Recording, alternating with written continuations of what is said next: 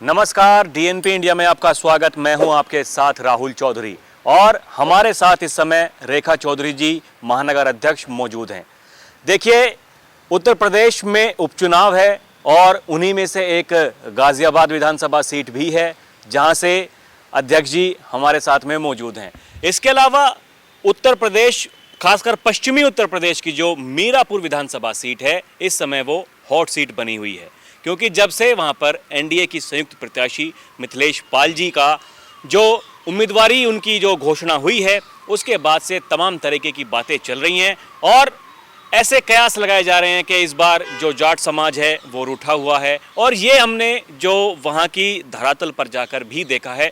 फिलहाल तो वहाँ की जो सिचुएशन है वो यही कहती है कि जो वहाँ के लोग हैं उनमें अभी नाराज़गी है, क्योंकि रेखा जी भी उसी बिरादरी से आती हैं। तो अब इन्हीं से जानेंगे कि क्या पार्टी की प्लानिंग होगी और किस तरीके से जो जाट समाज है उसको साधने की अब तैयारी की जाएगी। और गाजियाबाद में, क्योंकि यहाँ से बीजेपी के जो उम्मीदवार हैं संजीव शर्मा जी, तो कितना यहाँ पर रोल प्ले करेगी राष्ट्रीय लोकदल उनके चुनाव प्रचार में भी। बहुत बहुत स्वागत जी आपका। जी धन्यवाद।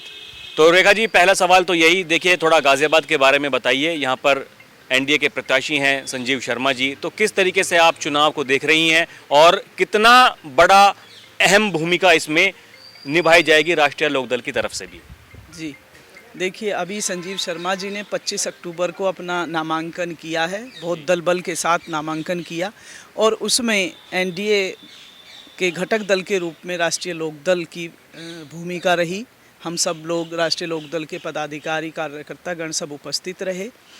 और गाजियाबाद की जैसे मैं बात करूं तो वहां बिल्कुल एक तरफा चुनाव है, क्योंकि भारतीय जनता पार्टी की सरकार है उत्तर प्रदेश में और बहुत अच्छा कार्य कर रही है, हर वर्ग को जोड़कर चलती है, हर वर्ग के हर प्रकोष्ठ के वहाँ सम्मेलन किए जा चुके हैं। और जहाँ तक राष्ट्रीय लोकदल की भूमिका की बात है, तो जहाँ जहाँ हमारे कार्यकर्ता हैं, हमारे पदाधिकारी हैं, वो बराबर भारतीय जनता पार्टी को सहयोग कर रहे हैं। और अभी हम 2-3 हमने प्रोग्राम लगाए हुए हैं बड़े संजीव शर्मा जी के समर्थन में, तो हम उनका प्रोग्राम भी करेंगे। और एक तरफा जीत है, क्योंकि संजीव शर्मा जी वर्तमान में भारतीय जनता पार्टी से महानगर अध्यक्ष हैं और वो बिल्कुल एक एक व्यक्ति के दुख सुख में खड़े रहते हैं, एक एक व्यक्ति उनके साथ जुड़ा हुआ है और निश्चित रूप से बहुत भारी बहुमत से गाजियाबाद की सीट हम जीतने जा रहे हैं। गाजियाबाद से थोड़ा दूर अगर हम मीरापुर जाएं, थोड़ी दूर ही है, ज़्यादा दूर नहीं है, तो वहाँ के चुनावी समीकरण को आप किस तरीके से देख रही हैं? देखिए, एक बड़ा वर्ग, खासकर जो जाट समाज है, उनमें नाराज़गी देखी जा रही है। क्या कुछ पार्टी की तैयारी होगी अब उनको मनाने के लिए? देखिए, जहाँ तक जाट वर्ग की बात है, तो जाट वर्ग तो ज़्यादातर हमेशा से ही राष्ट्रीय लोकदल के साथ है और हमेशा रहेगा। वो थोड़ी देर के लिए बेशक थोड़ा गुस्सा करें, लेकिन दिल से पूरी तरीके से राष्ट्रीय लोकदल के हैं, राष्ट्रीय लोकदल के थे और राष्ट्रीय लोकदल के ही रहेंगे। और आप देखेंगे चुनाव के दौरान जब नतीजा निकलेगा, आप देखेंगे कि एक एक जाट ने राष्ट्रीय लोकदल को वोट की है और बिल्कुल गाजियाबाद की ही तरह मीरापुर पर भी भारी बहुमत से हम विजय प्राप्त करेंगे। ये क्या कुछ आपको समीकरण लगते हैं कि किस तरीके से ये जो प्रत्याशी की घोषणा की गई वहाँ पर? क्योंकि देखिए, जो चारों विपक्षी पार्टियां हैं उन्होंने मुस्लिम प्रत्याशियों पर दांव खेला, जबकि बीजेपी आरएलडी की तरफ से अति पिछड़े वर्ग से एक महिला को टिकट दिया गया। हालांकि वो एक सराहनीय कदम है, लेकिन जो कुछ अपेक्षाएं थीं, जो लोकदल के कार्यकर्ता हैं खासकर, उनकी नाराज़गी आपको किस तरीके से दिखाई देती है? और ख़ासकर जो आपका समर्थक है, जो और भी जाट बिरादरी से अलग भी, उनके बारे में क्या कुछ कहना चाहेंगी? देखिए, जयंत जी की बहुत दूरदर्शी सोच है और उन्होंने जो ये फैसला लिया है एक महिला को, और वो भी अति पिछड़े वर्ग की महिला को लड़ाने का, ये बहुत सराहनीय कदम है। सभी जातियों को जोड़कर जिस प्रकार से जयंत जी 36 बिरादरियों को साथ लेकर चल रहे हैं और जिस प्रकार से चौधरी चरण सिंह जी के पदचिन्हों पर उन्हीं के कदमों का अनुसरण कर रहे हैं, ये बहुत सराहनीय पहल है। और मिथिलेश पाल जी को टिकट देना, ये देखिए, कुछ हर वर्ग हर फैसले से खुश नहीं होता। और जहाँ तक जाटों की बात है, तो जाट तो हमेशा लोकदल के साथ हैं, उनकी बातों में आप ना जाइएगा। जाट लोकदल के ही हैं और लोकदल के ही रहेंगे। और एक पिछड़े वर्ग की महिला को एक ऊंचाई पर पहुंचाना। पहले मिथिलेश पाल जी हमारी विधायक रही हैं, तब भी उन्हीं जाटों ने, उन्हीं लोगों ने वोट दिया था। थोड़ी सी नाराज़गी इसलिए है कि वो फिलहाल भारतीय जनता पार्टी की मेंबर थी, इसलिए थोड़ा सा विरोध है कि वह दूसरी पार्टी, लेकिन जब गठबंधन है तो इतना विचार नहीं किया जा सकता। सब ठीक है। और बहुत अच्छी हमारे वहाँ सांसद हैं मीरापुर से चंदन चौहान जी, वो गुर्जर जाति से हैं।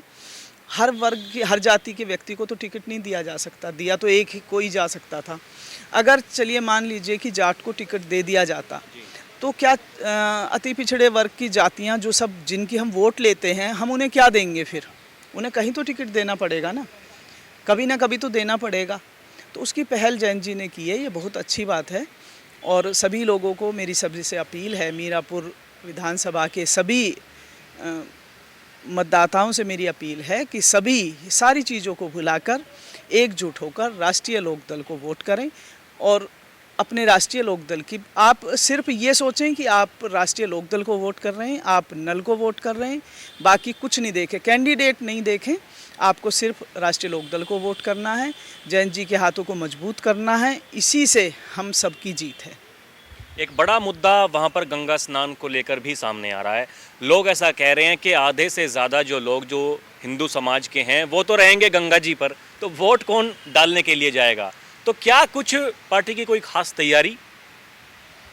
हाँ, देखिए ये तो है कि वहाँ से लोग जाते हैं और इसीलिए हमारे राष्ट्रीय अध्यक्ष जी ने ये पत्र भी लिखा था चुनाव आयोग को कि चुनाव को एक्सटेंड कर दिया जाए और 20 नवंबर को कर दिया जाए। लेकिन वो तो सब संवैधानिक प्रक्रिया है, नहीं कर पाए, चुनाव 13 को ही होगा। तो यही सबसे अपील है कि 13 को वोट डालने के बाद जाएं, क्योंकि गंगा स्नान 15 तारीख का है। तो कृपया हर बार अगर 5 दिन के लिए गंगा स्नान जाते थे, इस बार 2 दिन के लिए चले जाएं। ये भी गंगा स्नान से बड़ा पुण्य का कार्य है। एक सही प्रत्याशी को चुनना, मतदाता बनकर इस प्रक्रिया में भाग लेना, सही व्यक्ति का चुनाव करना, ये भी एक पुण्य का कार्य है। तो पहले इस पुनीत कार्य को करें, अपनी वोट डालें। 13 तारीख को सुबह ही वोट डाल के उसके बाद गंगा स्नान जाएं।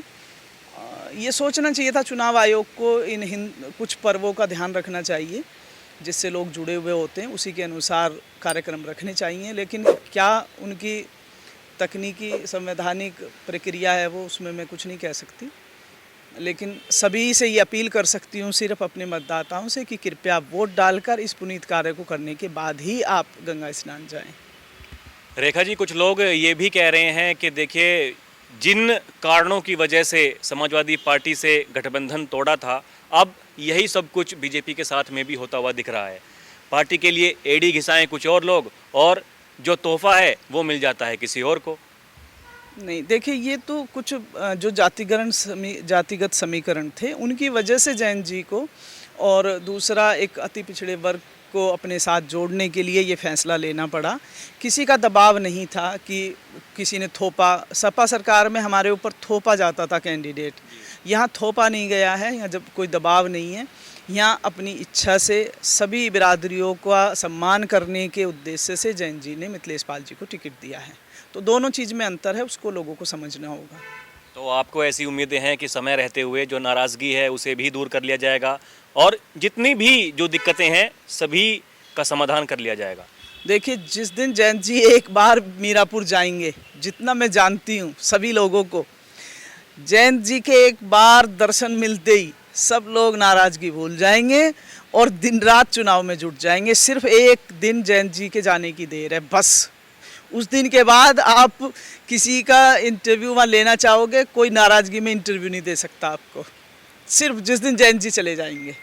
ये आप आजमा लेना। चलिए अध्यक्ष जी, बहुत बहुत धन्यवाद हमसे बात करने के लिए, हमें समय देने के लिए। तो देखा आपने, यहाँ पर रेखा जी हमारे साथ में मौजूद थीं, और ऐसा इनका कहना है कि चाहे वो कोई सी भी सीट हो, जो एनडीए है, जो गठबंधन है बीजेपी आरएलडी का, उसकी तैयारी पूर्ण है। और जो नाराज़गी अभी दिखाई दे रही है जो जाट वोटर्स के बीच में, या फिर जो दूसरा भी समाज है कोई, क्योंकि देखिए किसी की भी नाराज़गी हो सकती है, और भी दूसरी बिरादरी के लोग थे जो टिकट मांग रहे थे, तो सबको मना लिया जाएगा। और जब जयंत चौधरी वहाँ पर प्रचार करने के लिए उतरेंगे तो फिर कुछ भी दिक्कत नहीं होगी। बहरहाल देखना दिलचस्प होगा कि अब किस तरीके से जो बीजेपी आरएलडी गठबंधन है वो वहाँ पर चुनावी प्रचार में कितनी दावेदारी अपनी मजबूत करता है और फिर किस तरीके से चुनाव को लड़ा जाता है और कैसे चुनाव के नतीजे होंगे। आप देखते रहें डीएनपी इंडिया। कैमरा पर्सन प्रिया के साथ मैं राहुल चौधरी। नमस्कार।